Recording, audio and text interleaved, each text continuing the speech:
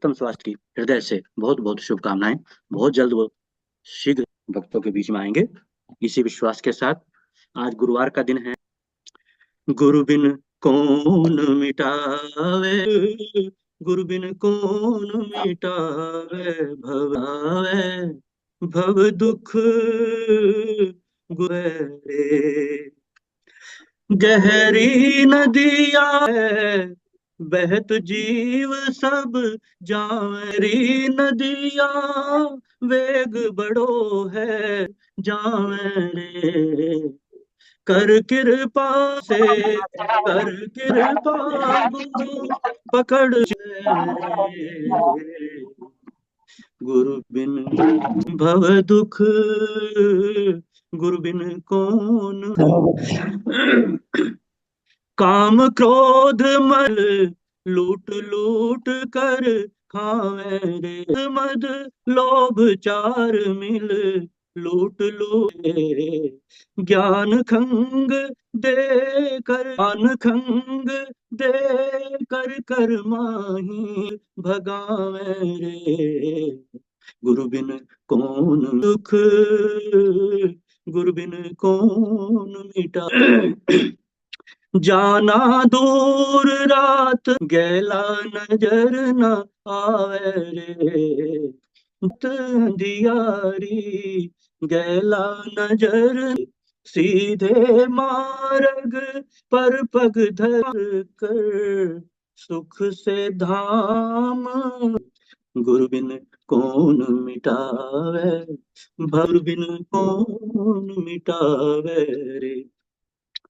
अर्पण करके तन मन धन सब जो गुरुदेव रिझावे रे। भव सागर दुस्तर ब्रह्मानंद सो सहजत जावे रे। न मिटावे भव दुख आवे, भव दुख कौन मिटावे, गुरु बिन कौन मिटावे।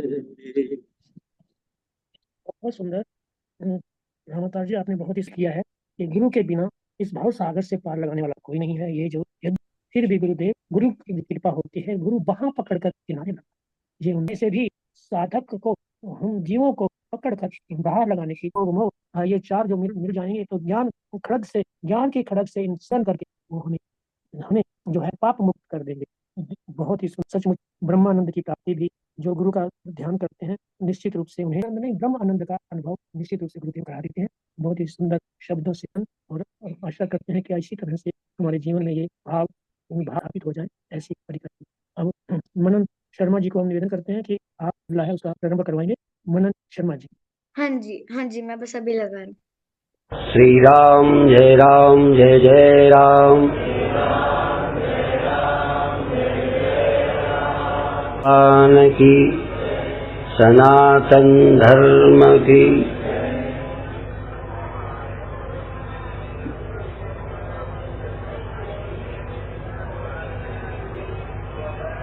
कि कुछ मनुष्य पामर होते हैं, विषय का मन में आ जाना और विषय रत रहना, इन दोनों में बड़ा फर्क है। सबको विषय में, खाने पीने में, सर्दी गर्मी आदि का अनुभव है, पर उन विषयों के लिए प्रयत्नशील रहना, उन्हीं के लिए जिंदगी लगाना का नाम विषय है। और बिना सोचे समझे कुछ करते रहना, जीते रहना, लड़ते झगड़ते रहना, जिंदगी में कुछ न सोचना, ये पामर लोग हैं, पामर विषयी। और कुछ उनमें जिज्ञासु हैं जो इस जिंदगी को समझना चाहते हैं।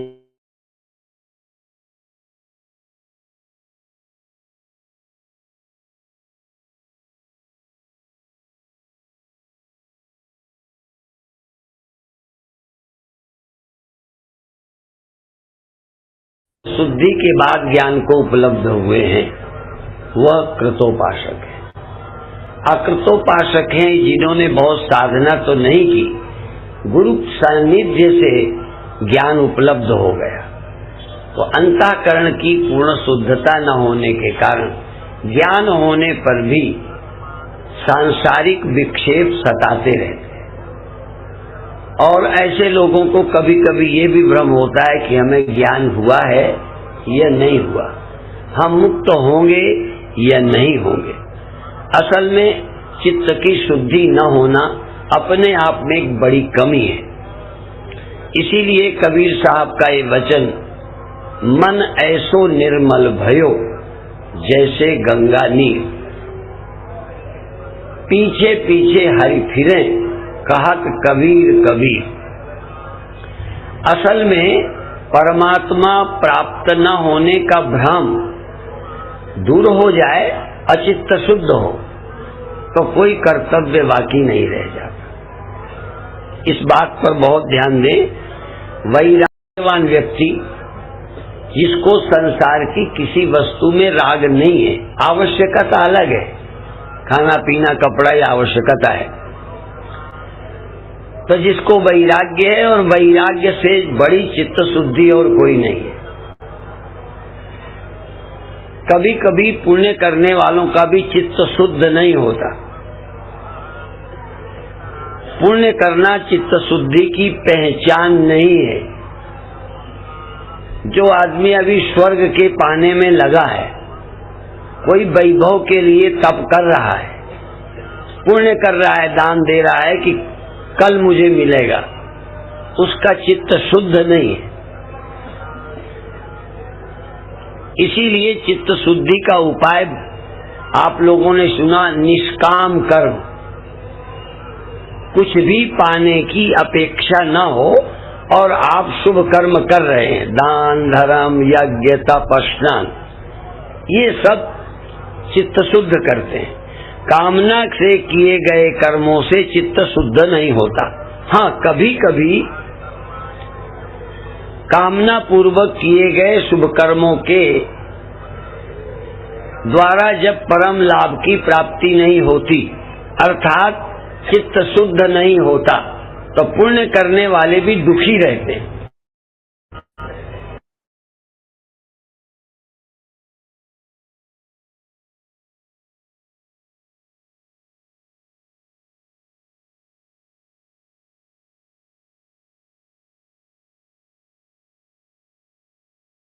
चित्त शुद्धि पर है ही नहीं। कई बार बड़े बड़े यज्ञ करने वाले, सम्मेलन करने वाले, भंडारे करने वाले, बल्कि बड़े बड़े प्रपंच रच करके समाज में ख्याति प्राप्त करने वालों का भी चित्त अशुद्ध रहता है। वो कभी ध्यान ही नहीं दे पाते कि चित्त शुद्धि का बड़ा मूल्य है, सोचते हैं पुण्य का बड़ा मूल्य है। जो पुण्य चित्त शुद्धि नहीं करता बल्कि अहंकार बढ़ाता है, मान आदि की लिप्सा बढ़ाता है, भोग लिप्सा बढ़ाता है, चाहे इस लोक की नहीं परलोक अर्थात स्वर्ग की, उससे चित्त शुद्धि नहीं कहा जा सकता। हमारे कर्म का प्रयोजन चित्त शुद्धि होना चाहिए, पुण्य और फल प्राप्ति नहीं होना चाहिए। क्या सेवा करके आपका चित्त शुद्ध हुआ, बल्कि अहंकार बढ़ा।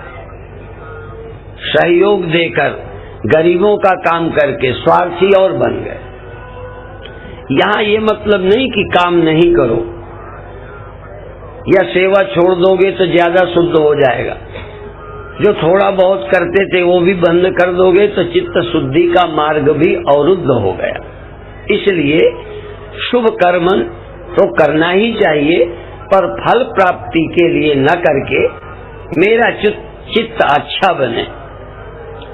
हमारे स्वामी त्यागानंद जी कभी कभी एक उदाहरण दिया करते हैं, वो पूरा फिट बैठता है या नहीं, कि गुरुदेव ने अपने एक शिष्य को कहा, इस बगीचे को पानी से सींचा करो, दे दिया टोकरी।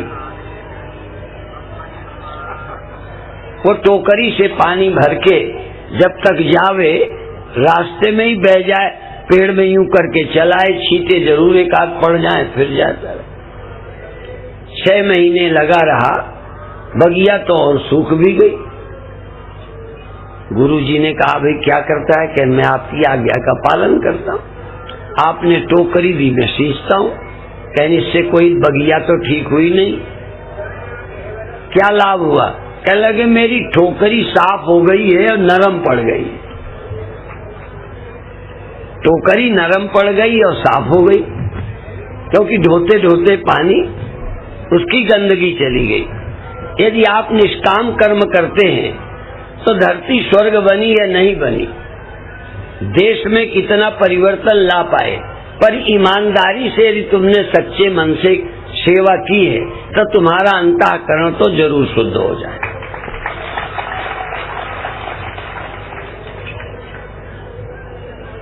और यदि कामना बढ़ी, स्वार्थ बढ़ा, अहंकार बढ़ा, मान की लिप्सा बढ़ी, तो चित्त शुद्ध नहीं हुआ, अशुद्ध हुआ। संत भिक्षा लेने जाते थे, चलो परमार्थ न सही, पेट भरने के लिए, तब भी विनम्रता आती है, निर्माणता आती है, दो बातें सुनने सहने की सामर्थ्य बढ़ती है। इसलिए भिक्षा बहुत बड़ी चित्त शुद्धि थी। मांग कर खाओ, जमा मत करो, अपने आप चित्त शुद्ध हो जाए। जमा नहीं करोगे तो लोभ नहीं बढ़ेगा, और इधर उधर की धमकियां शब्द सुनोगे तो निरहंकारता आएगी, तो आपको बड़ा लाभ होगा। तो इस तरह से शुभ कर्म करना, और क्योंकि कोई न कोई दृश्य हम देखते हैं, देखो साकार उपासना की बात है, इसलिए आचार्योपासनम शौचम, आचार्य की भी उपासना, अपने गुरु की उपासना, भगवान की उपासना, क्योंकि हमारे में जिसको देखते हैं, दुश्मन को देखें तो छाती जलती है, स्त्री पुरुष अपोजिट सेक्स को देखें तो मन में विकार आता है, धनी को देखें तो लोभ आता है, तो कभी बड़े को देखें तो ईर्ष्या होती है। तो जिसको भी हम देखते हैं कुछ न कुछ हमारे मन पर प्रभाव पड़ता है। तो जब हम मंदिर जाते हैं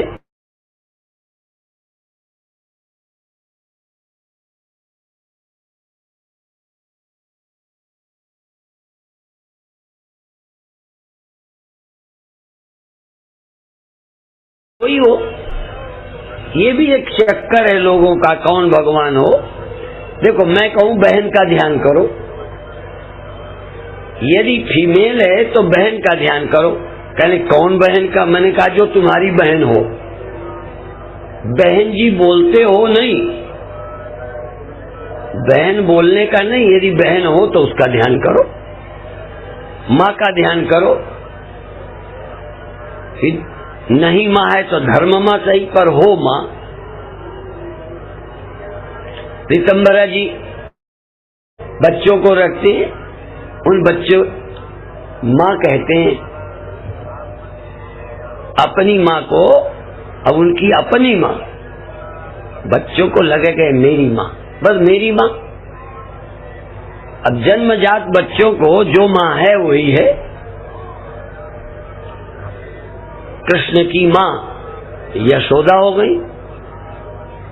अब कृष्ण को कहें कि माँ का ध्यान करो तो यशोदा का करेंगे। ज्यादा तर्क में मत पड़ो, तुम्हारा भगवान जो है उसका ध्यान करो। तुम्हारी समझ का, तुम्हारे विश्वास का, तुम्हारे धर्म का जो भगवान है, ईसाई करें, मुसलमान करें, हिंदू करें, सिख करें, पंडित करें, बनिया करें, क्योंकि अब तो भारत में धीरे धीरे जातियों के भी भगवान होने ही होने।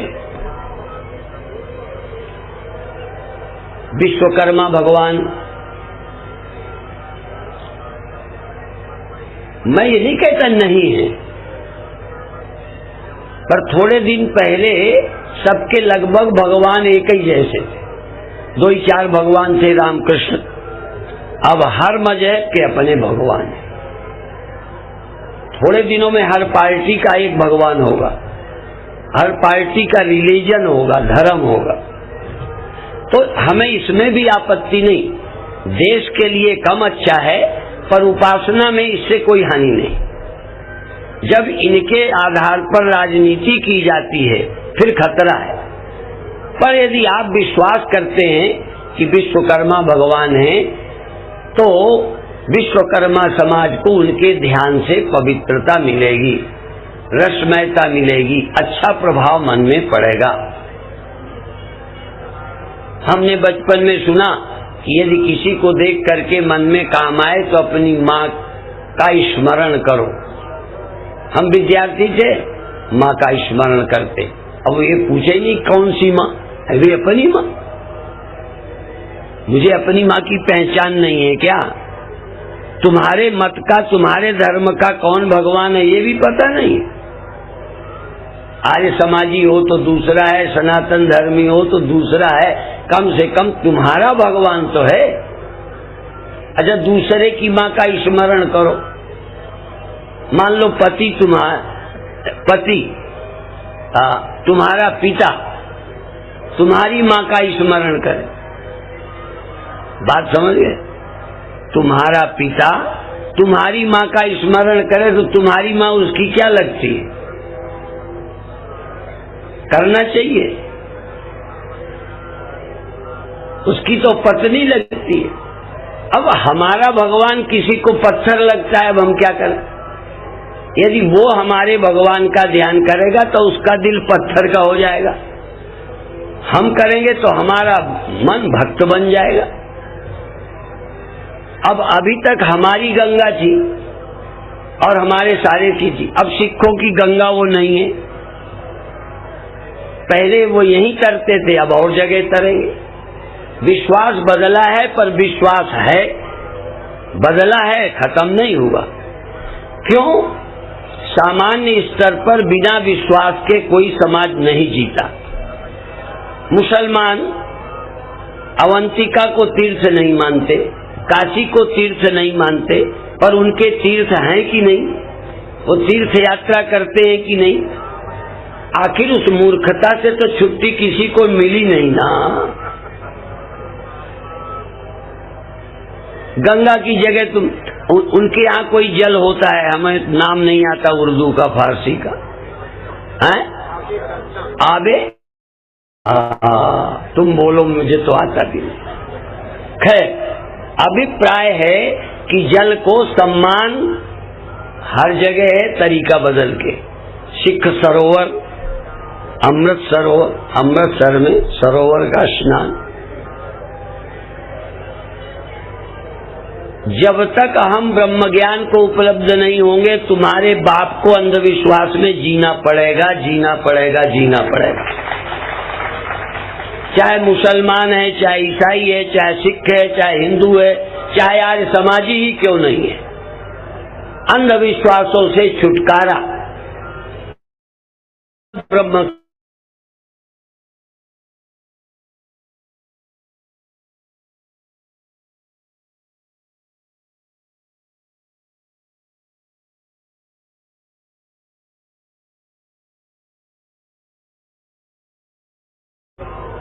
तो कहोगे बात तो कुछ बनती नहीं, कल्याण कैसे होगा?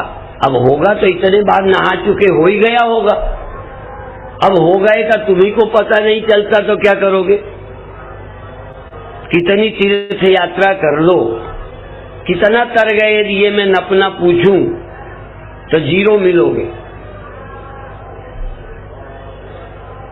इसलिए मुख्य बात ये है कि सारा संसार विश्वास से यात्रा शुरू करता है और ज्ञाने परिसमाप्यते, ज्ञान में यात्रा पूरी होती है। हम भी अंधविश्वास से चले, हम कोई ब्रह्मज्ञानी नहीं आए गुरु के पास। हम भी भजन करते, ध्यान करते, भगवान को मनाते, तरने की इच्छा करते, और उस समय जो पता चलता इससे तरते वही हम करते थे। आप भी करेंगे। आप ये मत समझो कि कल से तुम मेरे ज्ञान को उपलब्ध ही हो जाओगे। मेरे सुनाने पर भी तुम अभी अंधविश्वासी रहोगे। जब तक आत्मा का साक्षात अपरोक्ष, दृढ़ अपरोक्षानुभूति नहीं होती, तब तक अपने तरने के लिए चाहे ध्यान ही करोगे। और ज्ञान के अनंतर यदि करोगे कुछ, तो सिर्फ चित्त के विक्षेप की निवृत्ति को करोगे, फिर मुक्ति के लिए नहीं। क्यों? ज्ञान के बाद संशय तो नहीं, पर फिर भी चित्त पुराना है, जो हम नहीं चाहते वहां भी जाता है, क्योंकि परम शुद्ध चित्त नहीं हुआ। इसीलिए वेदांती कहते मल विक्षेप जाके नहीं। जिसके अंदर न तो चित्त में मलिनता है, न चित्त में चंचलता है, भागा भागा नहीं फिरता किसी के लिए, शांत है, ऐसे व्यक्ति को केवल ब्रह्म ज्ञान की आवश्यकता है और किसी साधन की जरूरत नहीं है। मल विक्षेप जाके नहीं, किंतु एक अज्ञान हुए चौ साधन, विवेक वैराग्य सठ संपत्ति मुमुक्षुता, हुए चौ साधन सहित नर, सो अधिकृत मतिमान। एक हमारी पुस्तक है ब्रह्म ज्ञान का अधिकारी कौन, छोटी छोटी 6 पुस्तकें, 3 का विमोचन हो गया है, 3 रह गई जो कल अभी आई हैं, उनके नाम मुझे भी याद नहीं। तो इन बातों को मंत्र की तरह, गणित की तरह, ऐसा नहीं होगा तो दूसरा जो होगा वही होगा। जैसे यदि चित्त शुद्ध होकर ज्ञान होगा तो उसके बाद तुम्हें फिर कुछ करना बाकी नहीं लगेगा, और यदि ज्ञान पहले हो गया गुरु कृपा से तो ज्ञान पाना बाकी नहीं रहेगा, पर चित्त की एकाग्रता चंचलता को कम करने का उपाय करना पड़ेगा और अपनी योग्यता अनुसार ध्यान करो, प्रभु स्मरण करो। मैं जब ध्यान करता तो मैं चाहे मंदिर में बैठ जाऊं, मुझे सहारा मिल जाता। भटका चित्त मंदिर में आया, मंदिर से स्वरूप में चला जाता। घर लाने के लिए, जैसे बच्चा सोया है तो जगाने के लिए कुछ करो, फिर पढ़ने आप ही लगेगा। तो स्वरूप में जाने के पहले जो चित्त का भटकाव था, मंदिर गए, अच्छा लगा, खड़े हुए, हाथ जोड़े, थोड़ी देर तो हाथ तो जुड़े रहे, फिर बाहर के भगवान से मतलब खत्म होके चेतनता में चले गए। नाम जब से शुरू किया, हरे राम राम राम हरे हरे बोलते गए तो चित्त रसमय हुआ। अन्य जो दिमाग में बातें चलती थी खत्म हुई। बाद में नाम भी धीमा कर दिया, धीरे धीरे नाम भी छोड़ दिया, बस शांति में, चेतनता में, आत्मा में पहुंच गए। इस तरह से हमारा मन किसी और चीज का स्मरण करता है तो भगवान का स्मरण किया तो मन का विकार गया, और उसके बाद में स्वरूप निर्विकार है ही। असल में चित्त विकारी होता था तो निर्विकार करने के लिए स्मरण बदल दिया और फिर अपने घर आ गए। अपने घर में कोई गड़बड़ी है ही नहीं, जल तो सदा जल है या मिट्टी सदा मिट्टी है, पर जब वो घड़ा बनी होती है तो घड़ी का आकर्षण होता है, इस वाली घड़ी का नहीं। हाँ, वो घड़ा घड़ी वाला, गगरा गगरी वाला, मटका मटकी वाला। तो चूंकि अपन मटका है तो मटकी का प्रश्न है। यदि आप घर चले गए तो न वहां मटका है न मटकी है, अकेली मिट्टी है, किससे कौन आकर्षित होगा। और चूंकि हम मटका हैं, मटकी या मटकी है तो मटका, ऐसे में कोई घड़े नाम का, नाम आकार में घड़ा हो पर उसका नाम यदि मिट्टी हो या भगवान हो तो उसका स्मरण करें। यदि स्त्री नाम का पदार्थ है, गधा नाम का व्यक्ति वस्तु है, व्यक्ति है, पेड़ है, पहाड़ है, कीड़े मकोड़े हैं, तो भगवान नाम का कोई है। इसलिए राम भगवान है, कृष्ण भगवान है, और जिनके हृदय में भगवत बुद्धि है राम कृष्ण पर, उनको भगवान की याद की पवित्रता मिले बिना रह नहीं सकती। इसलिए धर्मो रक्षति रक्षिता, जिनके हृदय में जो विश्वास है। एक बार एक लड़का लड़की गुरुदेव के समय पर, कोई अब की बात नहीं है कि हमारे ही समय, पहले भी ज्यादा बैठते तो संतों को शक होता। तो लड़की लड़का बोलते ये हमारी धर्म बहन है, हमारा धर्म भाई है, पर कह देना अलग बात है। थोड़े दिनों में वो शादी हो गई बहन भाई की। अभी देशों में तो यहाँ तो धर्म बहनों को ही खतरा है, असली बहनों को अभी इतना खतरा नहीं है। बनाई हुई बेटियां धर्म पुत्रियों को तो खतरा है, अभी बेटियों को खतरा नहीं है। आखिर यहाँ का ही भारत का बाप अभी भी बाप है, भारत की माँ अभी भी माँ है, भारत की बहन अभी भी बहन है। इतना खतरा नहीं है, पर बनाई वालियों में जरा खतरा है। कंबन कह दे अरे अपन नहीं बनाओ, हम ही खेलो, हम ही मिटारो। छोटे बच्चे खेलते हैं, रोटी चूल्हा चौका रोड पर मिट्टी का बनाते, उधर से बैलगाड़ी आ रही है, बच्चों ने देखा ये गाड़ी आ रही है, तो देखा ये मिटा रहे हमारे खेल को, तो बच्चे कहते हम ही खेलो, हम ही मिटाओ।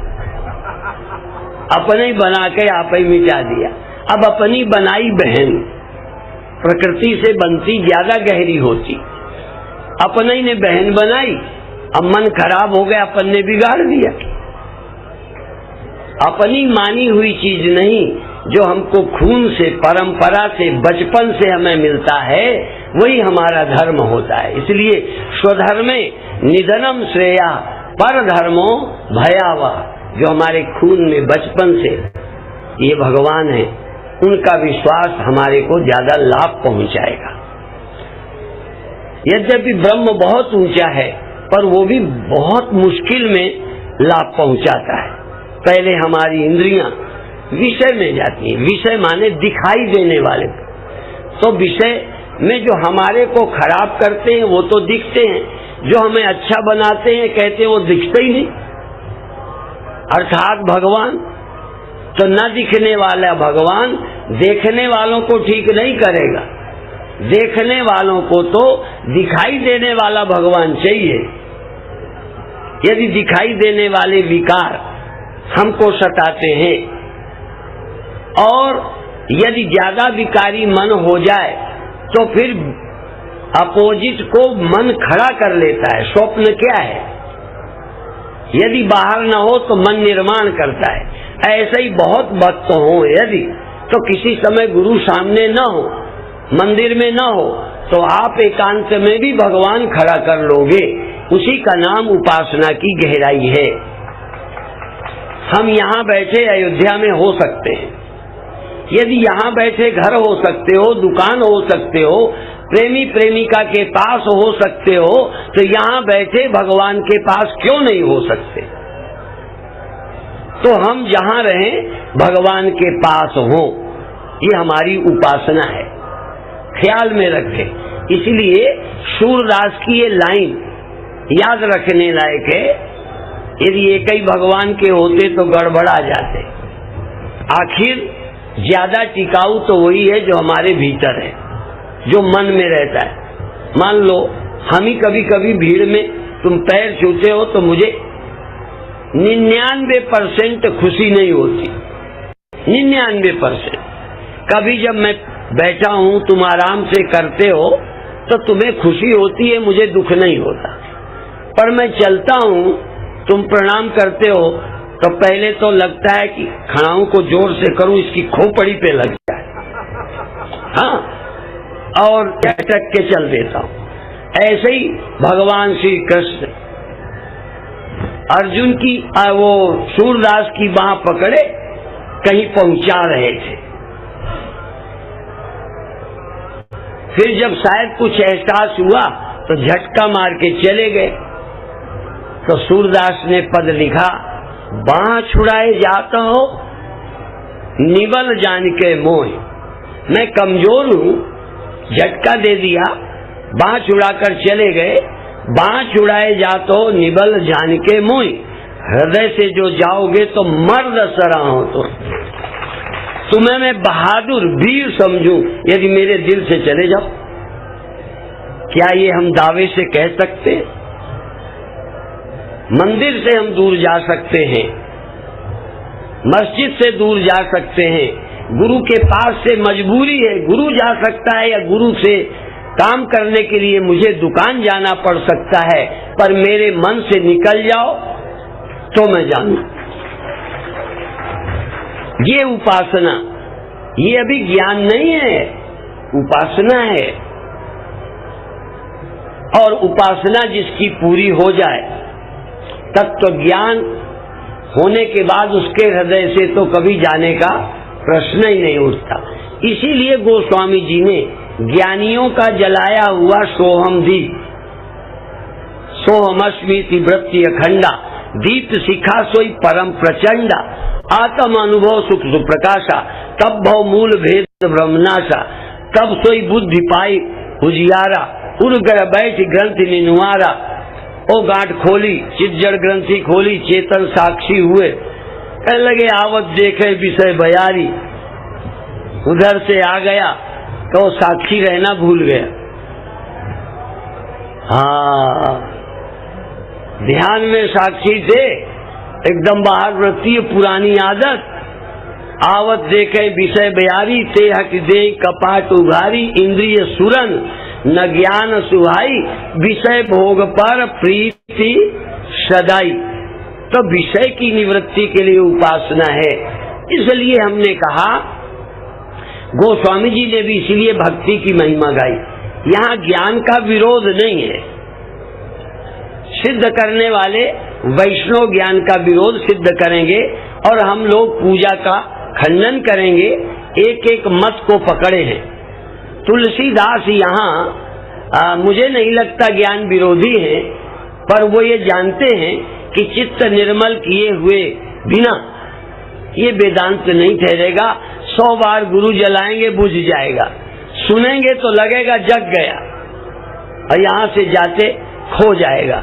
ये जो खो जाने की बात है, यही तो गोस्वामी जी ने कही, ईमानदारी से कही। जो ज्ञानी जन है वो भी कहेंगे कि चित्त बहिरंग होने से ज्ञान टिकता, न टिकने का मतलब गोस्वामी जी ने यही तो कहा।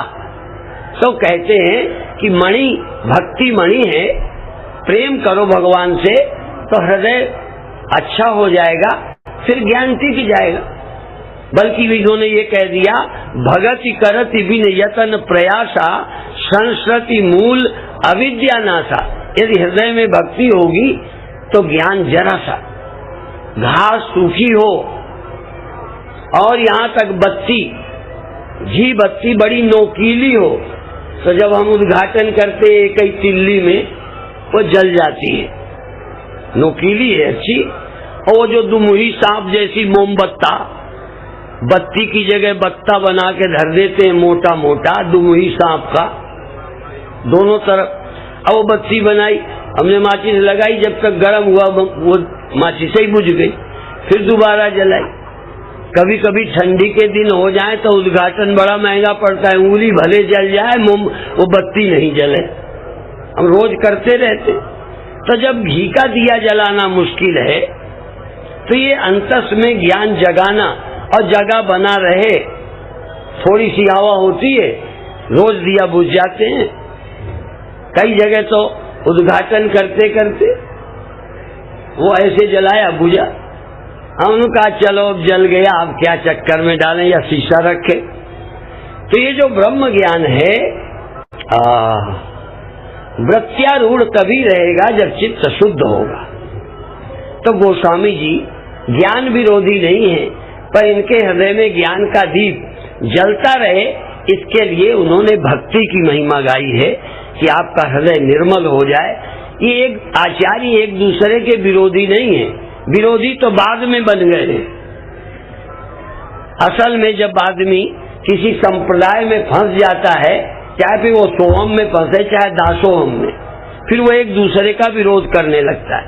इसी तरह अखाड़े हैं तो विरोध है, अखाड़े नहीं होते तो विरोध ही नहीं होता।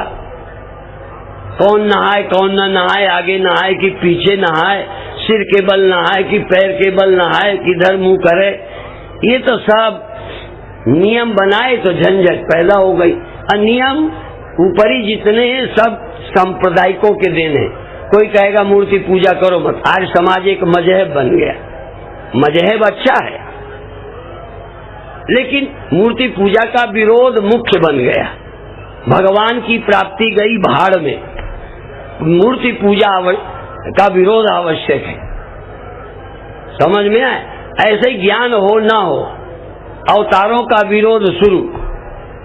अवतार तो इसी तरह हम ब्रह्म हैं कि नहीं, इस पर जोर नहीं पड़ रहा, पर ये ब्रह्म नहीं हो सकता। राम भगवान नहीं, हम भगवान। अब हो कि नहीं हो तो कहना ही क्या है, किसी को क्या तकलीफ है। इसी तरह कहीं मूर्ति पूजा में मन लगे न लगे, मन मानता है कि पत्थर है, अब बैठे हैं, क्योंकि चेला उनके बन गए, सुबह उठना ही पड़ेगा। मंदिर को पुजारी नहीं मिलते, मन नहीं लगता, और वेदांतियों के मंदिर तो बिल्कुल रो रहे हैं। और तो छोड़ो, गुरु की प्रतिमा का भी, हाँ, गुरु की प्रतिमा, वैसे लड़ेंगे पर गुरु की प्रतिमा का आरती करते क्या आनंद अनुभव करते हैं, जिसकी बेचारे की ड्यूटी है। देखो, तुम्हारा ब्याह नहीं हुआ तब भी स्त्री का आकर्षण है, पर वहां मंदिर में जिसकी ड्यूटी है वो बेचारा मन मार के कर रहा है, बाकी उधर देखते ही नहीं है। हजारों चेला हैं, पर गुरुजी बैठे, कोई पूछने वाला नहीं है। गुरुजी का कोई नुकसान नहीं हो जाने वाला है, पर तुम्हारे हृदय का ही नुकसान है। जो श्रद्धा पैदा होनी चाहिए नहीं है, और बिना श्रद्धा के ज्ञान नहीं ठहरता। इसलिए हमारे वैष्णव संत, ज्ञानी संत, अनेक पंथ एक दूसरे की विरोधी नहीं है, एक दूसरे के पूरक हैं। वेदांती तत्व का अज्ञान निवृत्त करते हैं, वैष्णव लोग हमको उपासना कराकर सांसारिक चित्त को भगवत भक्त बना देते हैं। यद्यपि वो भेदोपासना है, तो एक दूसरे के पूरक हैं, एक दूसरे के विरोधी नहीं है। यदि मेरे हृदय से पूछो तो मुझे तो ऐसा ही लगता है। अब जो जिसको जैसा लगता हो वो करे। अब आखिरी बात, मैं फिर ध्यान की, वेदांत की गहराई की 2 बातें करना चाहूंगा। विषय ज्ञान सहज होता है, इंद्रियों का विषय सहज, इंद्रियों के विषय का संस्कार तुरंत पड़ता है। ब्रह्म ज्ञान का संस्कार मुश्किल में पड़ता है, क्योंकि ब्रह्म ज्ञान हो तब संस्कार पड़े। स्त्री ज्ञान होता है, भूख ज्ञान होता है, अपमान ज्ञान होता है, उसका संस्कार पड़ जाता है। ब्रह्म का ज्ञान हो तो संस्कार पड़े, शब्द का संस्कार पड़ जाता है, अर्थ का संस्कार नहीं बनता, बड़ी मुश्किल है। तो ज्ञान का विषय, इंद्रियों के ज्ञान का विषय, मन के ज्ञान का विषय, जैसे दर्द है, भूख है, प्यास है, मान है, अपमान है, ये भी। और जागृत है, स्वप्न है, सुषुप्ति है। जागृत होता है, इसका ज्ञान है तुम्हें, कोई को नहीं जरूरत। रोज जगते हो कि नहीं, सपने होते, नींद होती। अब तुम कभी साक्षी होते हो, ये ख्याल में नहीं आया। बताना ही कि ज्ञान होता है। अभी ध्यान में बैठो, मन नहीं लगा, ये आप कहेंगे। उजेला हुआ, ये आप कहेंगे। साक्षी रहा, ये आप नहीं कहते। ध्यान में बैठने वाले भी शिकायत करेंगे या खुश होंगे। आज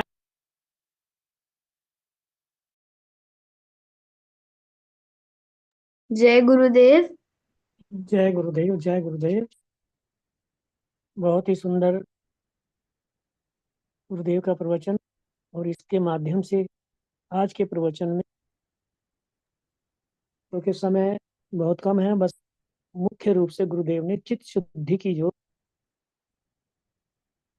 उपयोगिता है, सब अच्छे कर्म करने के बाद भी चित्त विकारी हो सकता है, ये संभावनाएं गुरुदेव ने बताई। पुण्य कर्म करते जाओ, पुण्य कर्म करने से जो है निश्चित रूप से पुण्यों का फल तो मिलता है, ना चाहो तो भी मिलता है, लेकिन चित्त शुद्धि, ज्ञान होने पर भी चित्त की शुद्धि के लिए हमें सावधान रहना पड़ता है, रहना चाहिए, ये अनिवार्य है। तो चित्त शुद्धि की जो प्रमुख बात है वो चित्त शुद्धि कैसे होती है? मल विक्षेप जब चित्त से हट जाते हैं, अर्थात लौकिक जगत के आकर्षण जो पूरी तरह से हट जाते हैं, तो ये मल, जितने भी आकर्षण, विषय आकर्षण है, वो एक तरह से मल है जो हमारे चित्त में जाके जमा हो जाता है। और जब उनसे इनके प्रति जो है हमारा अ, इनके प्रति जब हमारे चित्त में जो ये भाव उठता है कि अभी इन विकारों से अपने आप को मुक्त करना, तो वो मल विक्षेप निकल जाते हैं।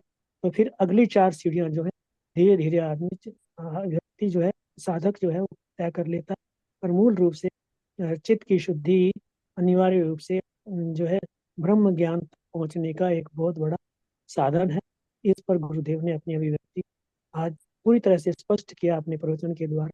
तो अब मैं जय कुकरेजा बहन से निवेदन करूंगा कि आज के इस प्रवचन पर अपनी अभिव्यक्ति प्रदान करें। और मैं हर्षा आहूजा से आज निवेदन करूंगा कि वो अ, हर रोज उनको कुछ कहने का मन होता है, पर वो बीच में ही छोड़ के चली जाती हैं। तो आज के कार्यक्रम का समापन हर्षा आहूजा ही करेंगी।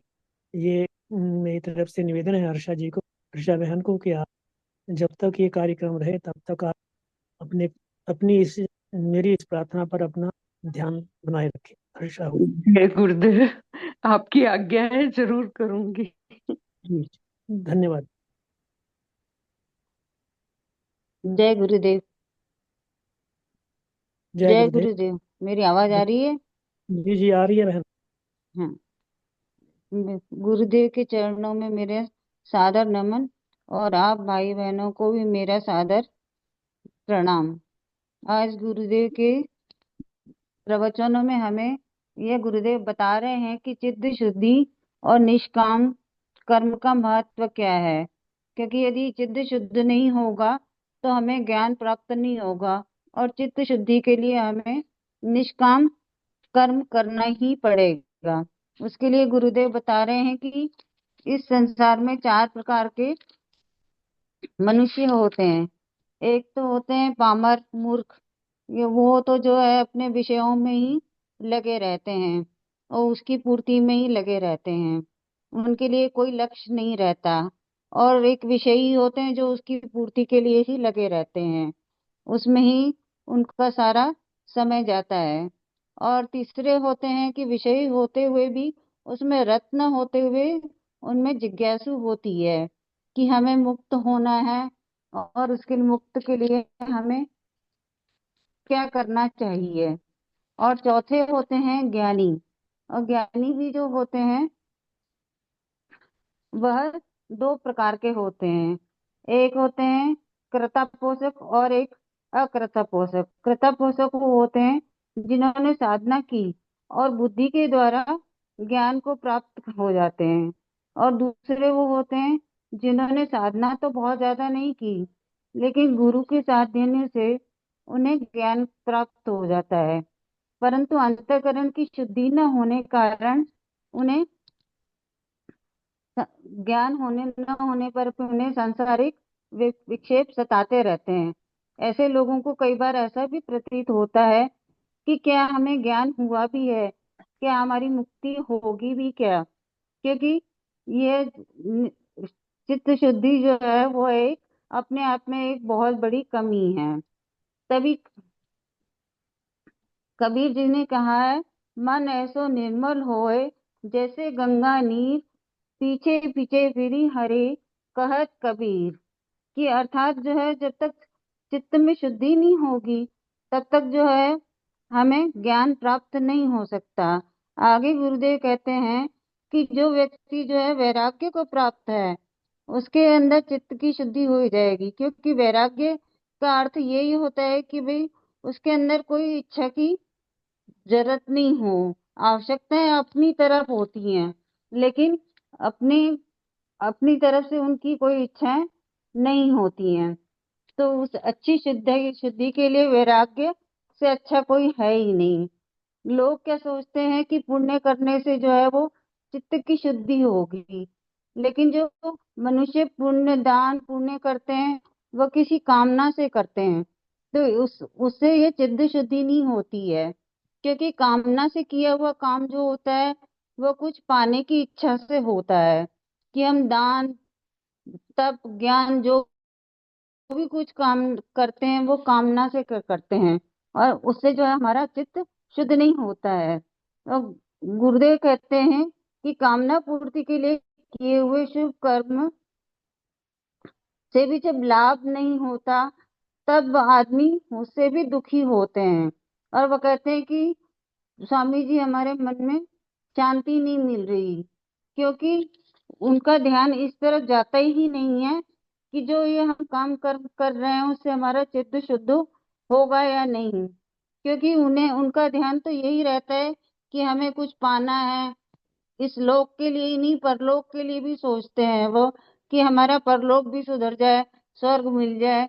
तो वो चित्त शुद्धि के लिए बारे में सोचते ही नहीं है। यदि चित्त शुद्ध करना है तो हमारे कर्म को जो है वो निस्वार्थ होना चाहिए, क्योंकि हमने कभी ऐसी सेवा की ही नहीं जो निस्वार्थ हो।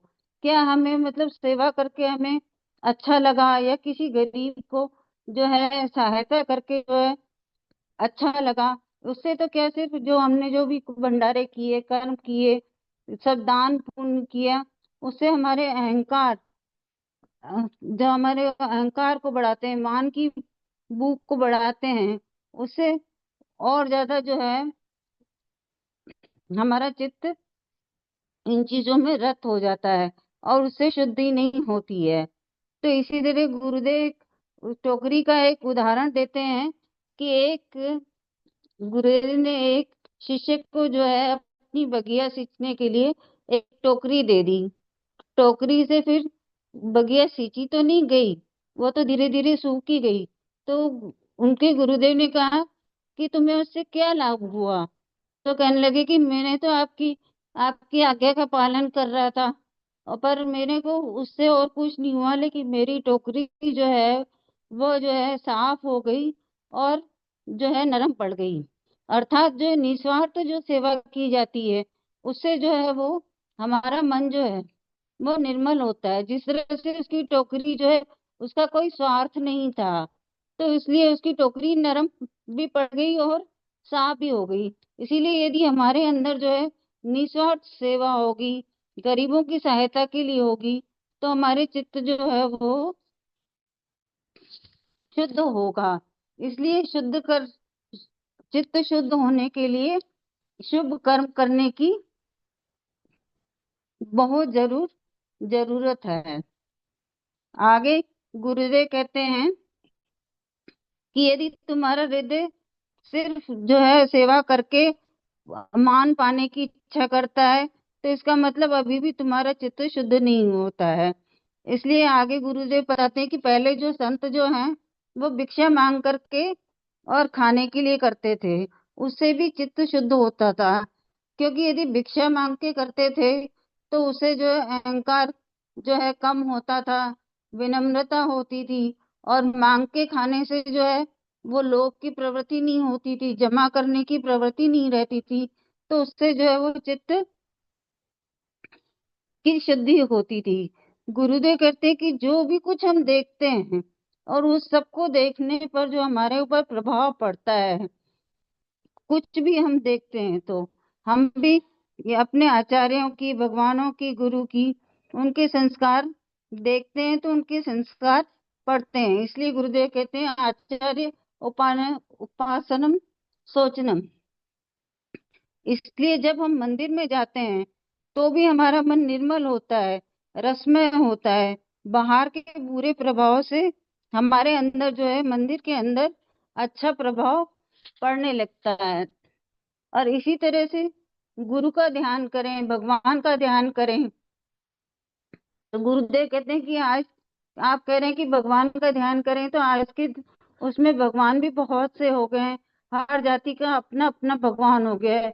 तो गुरुदेव कहते हैं कि जो बचपन से तुमने जिस भगवान को देखा है और जिस भगवान के बारे में सुना है उसकी तरफ चित्त लगाओ, तो उस गुरु या भगवान की तरफ लगेगा तो उसका प्रभाव तुम्हारे ऊपर अच्छा पड़ेगा। गुरुदेव कहते हैं कि यदि तुम्हारे मन में किसी को देख करके काम उत्पन्न होता है तो अपनी माँ को स्मरण करो, गुरुदेव कहते कि हमें भी जब हम गुरु के यहाँ थे तो वो यही कहते थे कि अपनी माँ का स्मरण करो, कि इसी तरह से हम यदि कृष्ण को कहेंगे कि माँ का स्मरण करो तो वह यशोदा माँ का ही स्मरण करेंगे। इसी तरह गुरुदेव कहते हैं कि पहले एक ही गंगा हुआ करती थी जो सभी के लिए हुआ करती थी, लेकिन अब जो है वह सिखों के लिए जो है वो अमृतसर में जो सरोवर है वो उनके लिए मान्यता का हो गया है। इसी तरह मुसलमानों भी हिंदुओं के तीर्थों को नहीं मानते, लेकिन उनके तीर्थ में भी एक जल है जो जिसको वो सम्मान देते हैं। अर्थात जल का सम्मान तो सभी देते हैं, चाहे वो सिख हो, मुसलमान, हिंदू हो, जो भी हो। तो इसलिए विश्वास है और विश्वास हमेशा रहेगा ही, क्योंकि यदि कोई भी समाज होगा वो विश्वास के बिना नहीं चल सकता है। आगे गुरुदेव कहते हैं कि जब तक हम ब्रह्म ज्ञान की प्राप्ति नहीं होती तब तक हमें अंधविश्वास में चलना पड़ेगा, चाहे कोई भी समाज हो। कि जैसे आर्य समाज था, उसके अंदर मूर्ति पूजा पूजा जो है वर्जित की गई है, लेकिन महर्षि दयानंद थे, वह भी पहले मूर्ति पूजा को करते थे, लेकिन जब बात नहीं बनी तो वो उससे आगे बढ़ गए। तो इसी तरह से जो है हम लोग भी जो है कई तीर्थ करे, कई गंगा भी कर लिए, लेकिन फिर भी स्वामी जी से कहेंगे कि बात तो बनी नहीं। गुरुदेव कहते हैं कि भी तीर्थ तो कर लिए, सब कुछ कर लिए, लेकिन उससे तुम्हारी बात अभी बनी नहीं, क्योंकि कोई भी समाज जो होगा वो विश्वास और अंधविश्वास से ही चलते हैं और धीरे धीरे ज्ञान को प्राप्त करते हैं। गुरुदेव कहते हैं कि शुरू शुरू में जब भी हम गुरुदेव दादा के पास गए थे तब हमें भी कोई ब्रह्म ज्ञान का ब्रह्म ज्ञान नहीं था। हम भी अंधविश्वास से ही चले थे। हम भी भजन ध्यान प्रार्थना करने की इच्छा करते थे और तरने के लिए जो भी कुछ कैसा कहता था वैसा करते थे, कि ऐसा लगता था इसी से काम बनेगा। तो गुरुदेव कहते हैं कि इसी तरह कि तुम्हें भी करना पड़ेगा, क्योंकि यदि तुम्हें हमने आज बता भी दिया ज्ञान तो क्या तुम्हें क्या एक ही दिन में सब कुछ प्राप्त हो जाएगा? अंधविश्वास एकदम से तो जाएगा नहीं। जब तक कि जो है आत्मा जो की दृढ़ अप्रोक्ष जो है अनुभूति नहीं होती है तब तक अपने तरने के लिए हमें कोई ना कोई साधना करनी ही पड़ती है, चाहे वो ध्यान हो या जाप हो, स्मरण हो, कुछ भी हो। और जब ज्ञान की प्राप्त हो जाएगा जब ज्ञान प्राप्त हो जाएगा तब चित्त विपक्ष की निवृत्ति के लिए साधना करना पड़ता है, मुक्ति के लिए नहीं। क्योंकि ज्ञान होने पर संशय की निवृत्ति तो हो जाती है, पर हमारे न चाहने पर भी, हमारे पुराने संस्कार होने पर जो है चित्त इधर उधर भटकता है। तो इसलिए वेदांती कहते हैं मल विपक्ष जाके नहीं। तो जिसके मन में यदि मल और विपक्ष नहीं है तो उसे जो है जिसका मन जो है वो इधर उधर नहीं भागता है तो उसे सिर्फ ब्रह्म ज्ञान प्राप्त करने की जरूरत है और कुछ करने की जरूरत नहीं है। आगे कहते हैं मल विपक्ष जाके नहीं किंतु एक अज्ञान जो साधन से रहित नर अधिकृत वर्तमान। यदि चित्त में मल विपक्ष नहीं होगा तो वह चित्त उधर भागेगा नहीं, तब कुछ करने की जरूरत पड़ेगी ही नहीं। और यदि गुरु कृपा से ज्ञान की प्राप्ति पहले हो गई तो चित्त की चंचलता का कम करने और एकाग्रता करने के लिए हमें साधना करनी पड़ेगी, चाहे वो ध्यान हो, स्मरण हो, जो भी कुछ हो। गुरुदेव अपने लिए बता रहे हैं कि जब मैं मंदिर में बैठता था तो जो भटका चित्त था वो मंदिर में लग जाता था और उससे वह धीरे धीरे जो है मैं अपने स्वरूप में चला जाता था। और गुरुदेव कहते हैं कि नाम जप से मैंने शुरुआत की, जिससे चित्त रसमय हो गया, एकाग्रता बढ़ गई और धीरे धीरे जो है नाम भी धीरे कर दिया और फिर धीरे धीरे छोड़ दिया। तब जो मैं शांति में, चेतना और आत्मा में पहुंच गए। और इसी तरह से यदि हमारा मन भी किसी इस विषय विकार में लगा हुआ है तो हमें प्रभु का स्मरण करना चाहिए, जिससे हमारा ध्यान जो है अपने आत्म स्वरूप में चला आ जाए। जब एक बार आत्म स्वरूप में चला जाएगा तो फिर कोई बात की जरूरत ही नहीं पड़ेगी, क्योंकि वहां कोई गड़बड़ी नहीं है। वहां जल ही जल है या मिट्टी मिट्टी है, कि किसी और का आकर्षण है ही नहीं। इसलिए गुरुदेव कहते हैं कि अलग अलग भगवान, हर हर जाति के अलग अलग भगवान हैं, वह सब ठीक हैं, लेकिन अपनी अपने उपासना के लिए ठीक है, परंतु राजनीति के लिए नहीं है। इसलिए हमारा जिस भगवान पर विश्वास है उसका ध्यान करने से पवित्रता प्राप्त होती है, मन पर अच्छा प्रभाव पड़ता है। यदि किसी को हमारा भगवान पत्थर लगता है तो उसका मन भी पत्थर जैसा हो जाएगा, परंतु हमारा मन जो है वो भक्त की तरह हो जाएगा। इसी तरह से आदमी जब अपने स्वरूप में कोई, अपने स्वरूप के बिना कुछ, जैसे राम भगवान है, कृष्ण भगवान है, जिसके जिसके हृदय में जो है भगवत बुद्धि है और हृदय में भगवान की याद है, उन्हें भगवान की पवित्रता मिलती ही है। इसलिए धर्मो रक्षति रक्षतो, अर्थात कि भगवान की पवित्रता उन्हें मिलती मिलती है।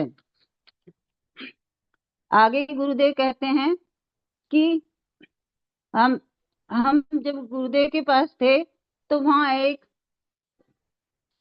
लड़का और लड़की जो है वो अपने आप को भाई धर्म भाई बता रहे थे, और कुछ समय बाद उन्होंने वो शादी कर ली। ठीक है, सगे संबंधों में जो है वो दिए गए, वो प्रकृति द्वारा दिए गए हैं, उसमें अभी भी मर्यादा है, क्योंकि भारत के माँ बाप अभी भी माँ बाप हैं, और धर्म के संबंधों में अभी भी खतरा है। जैसे छोटे बच्चे होते हैं वो मिट्टी के घर बनाते हैं और गाड़ी आने पर खुद ही उसे जो है मिटा देते हैं, नहीं तो उन्हें लगता है कि गाड़ी मिटा देगी। गुरुदेव कहते हैं कि वो कहते हैं हम ही खेलो, हरिओम। हम ही मिटाओ। इसलिए धर्म के रिश्ते बनते और बिगड़ते हैं, पर जो परंपरा और खून के संबंध होते हैं वो हमेशा रहते हैं। इसी तरह से बचपन में जिस भगवान का विश्वास होता है उसका स्मरण करने पर उसे हमें ज्यादा लाभ मिलता है।